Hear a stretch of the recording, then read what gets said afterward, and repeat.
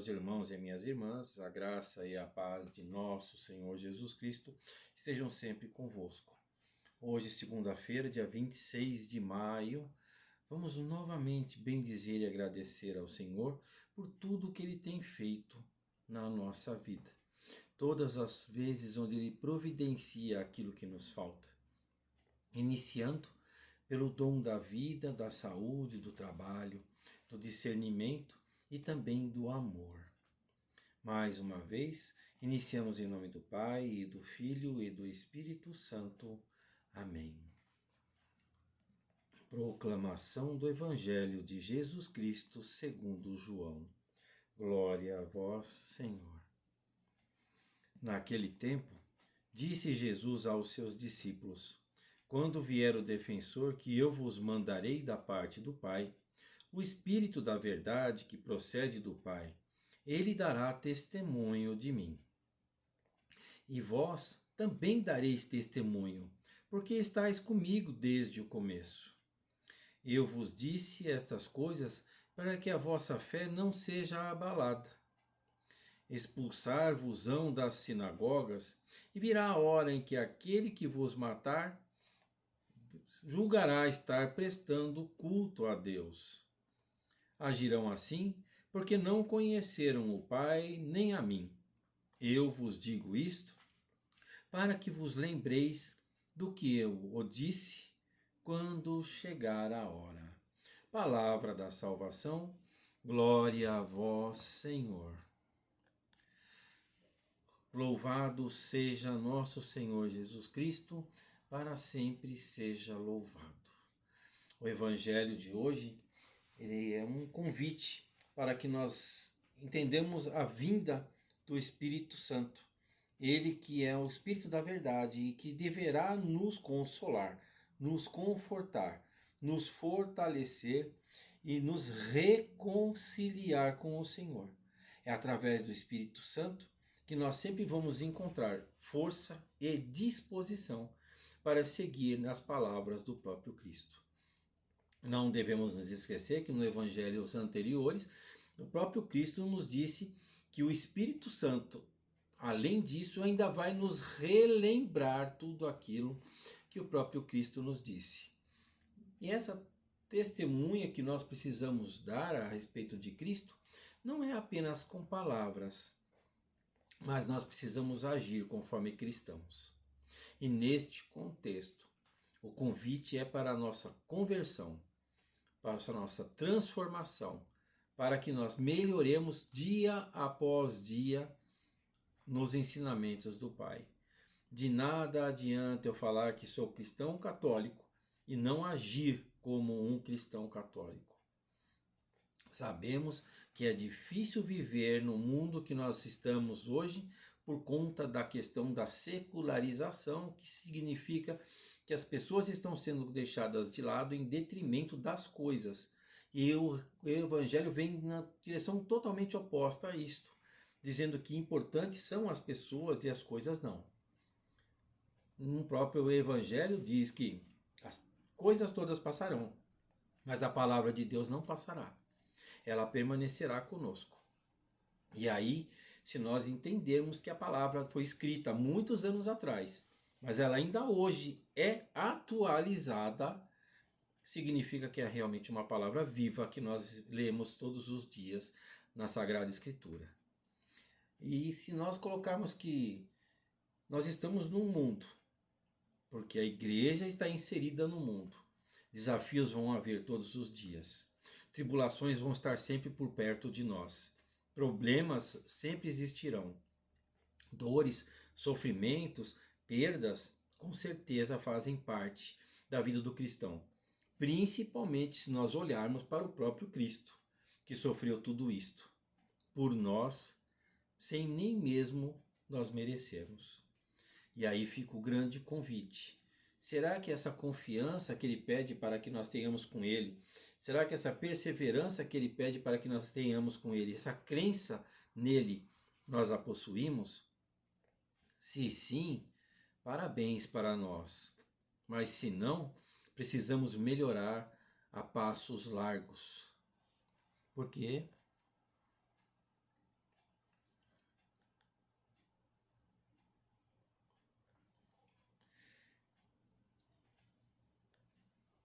Porque se a gente não melhorar a passos largos, como é que a gente vai mostrar que nós somos fiéis ao Senhor? Como é que nós vamos mostrar a nossa fidelidade para com o próximo? E aí eu reforço que é um exercício diário você ver no seu irmão a imagem e a semelhança do Criador. Porque todos nós fomos criados à sua imagem e semelhança, isso quer dizer que o Cristo pode estar na minha frente me olhando. Pode ser que o Cristo seja aquela pessoa que eu esteja ouvindo, abraçando, conversando, dando atenção, ou até mesmo nutrindo, vestindo, dando de beber. Quem garante que não é o próprio Cristo? Nós não temos essa garantia de que ele não está ali sendo o nosso interlocutor. E aí, baseado naquilo que eu falo e o que eu preciso agir, ele nos avalia. Se nós estamos prontos, se nós estamos evoluindo, ou se nós estamos voltando. Porque existem as três opções. Eu, no começo, pensava que sabia o que significava as palavras na Bíblia. E aí eu fui fazer faculdade de teologia e na primeira semana, um choque. O professor falou assim: você acha que você conhece a Bíblia? Ah, claro que eu conheço. Não conhecemos nada. Estamos em constante aprendizado. E aí o convite que eu já fiz em um outro vídeo anterior, leia a mesma passagem bíblica todos os dias, durante 30 dias, e você vai ver que cada dia ela vai te falar uma coisa diferente. Ela vai te dar uma mensagem diferente. Ela vai atingir você de uma forma diferente. Isso significa que a integridade, a coragem do Espírito Santo de se movimentar no nosso tempo e no nosso espaço e na nossa vida é muito grande. E aí nós precisamos ter a mesma coragem de assumir que, como pessoas, nós podemos falhar, mas nós devemos procurar o acerto. É simples, mas não tão simples. Se nós olharmos para nós mesmos, quantas vezes nós tomamos alguma atitude que não é uma atitude cristã? Quando nós não damos atenção a alguém, quando nós nos desviamos de alguém, ou quando a gente simplesmente ignora alguma pessoa. O relacionamento com Deus, ele decisão minha, quem decide sou eu, se eu deixo Jesus entrar na minha vida ou não. Ele está ali, ele bate a porta. Mas se eu não abrir a porta do meu coração, ele não vai entrar. E aí, se ele não entra, eu não estou em comunhão com ele. E se eu não estou em comunhão com ele, como é que eu posso esperar alguma coisa de Deus e do Espírito Santo? Se o filho que vem conversar pessoalmente comigo, eu não lhe abro a porta, como eu consigo estar em comunhão com a Santíssima Trindade?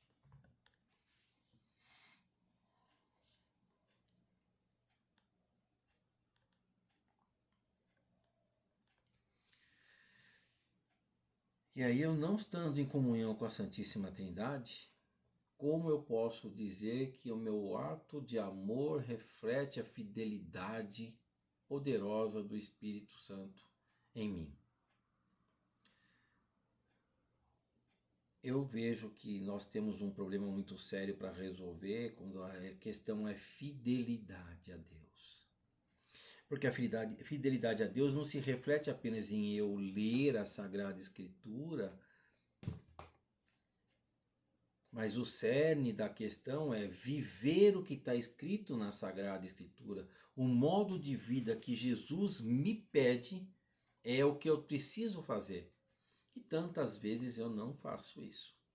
Tantas vezes eu ignoro este mandamento do Senhor, que é amai-vos uns aos outros assim como eu vos amei. Ou pior ainda, né?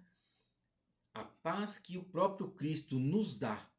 E diz ainda, não é uma paz qualquer a que eu te dou. E a gente foge disto. Quando a gente peca, quando a gente mente, quando a gente engana, quando a gente faz qualquer coisa que nos afasta do Senhor. Mas o chamado é para que nós permaneçamos no seu amor. É um convite contínuo e inesgotável da fonte do Senhor que vem para nós. Enquanto nós estivermos vivos, Ele vai continuar em comunicação conosco. Cabe a nós, sim, ouvirmos, abrirmos o nosso coração e vivermos dessa matemática do Senhor, onde 2 mais 2 é igual a 4. E este é o caminho para se chegar ao reino dos céus. De nada adianta eu fazer uma conta e mudar o resultado e lá na frente não conseguir entrar pela porta da entrada dos reinos que o céu tem para nós. Porque nós ouvimos já também que existem várias moradas dentro da casa do Senhor, onde todos nós vamos ser acolhidos, onde todos nós escolhidos vamos permanecer. Mas precisamos primeiro abrir a porta do nosso coração e sermos pessoas férteis no Evangelho do Senhor. De nada adianta eu fugir disto. E aí é um convite para uma vida de testemunho. É um convite onde cada um de nós é chamado a viver a intimidade do Senhor, sempre em comunhão com Ele. E de nada nós vamos conseguir sem Ele. Porque Ele mesmo nos diz que nada sem Ele nós podemos. E aí, que a gente possa ouvir e acolher esta palavra de Cristo, mesmo diante dos desafios, porque eles existem, eles estão aí, e vão continuar aí, nós não vamos fugir dos desafios, não existe como nós sairmos dos desafios, porque eles simplesmente continuarão nos perseguindo.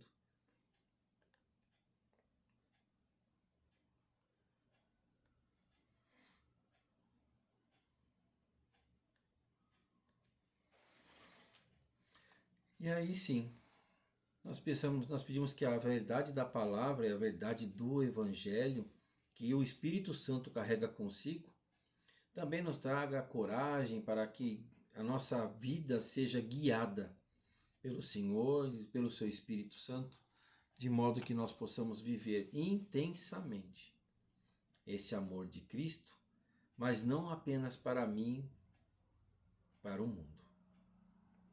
Então, que as palavras que a gente lê na Sagrada Escritura se tornem atos de vida na nossa vida, para com a nossa família, para com a nossa comunidade, para com a nossa sociedade de um modo geral.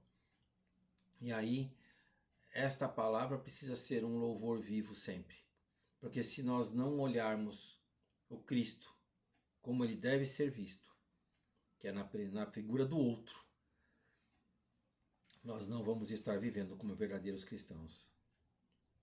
E aí, o último convite que eu faço é que sempre para quando nós precisarmos de qualquer ajuda, orientação espiritual, orientação matrimonial, orientação profissional, orientações diversas, nós procuremos o clero sempre que nos ouve e que nos ajuda. Não se esqueçam que eu também faço parte das pessoas que procuram o clero quando eu tenho alguma dúvida.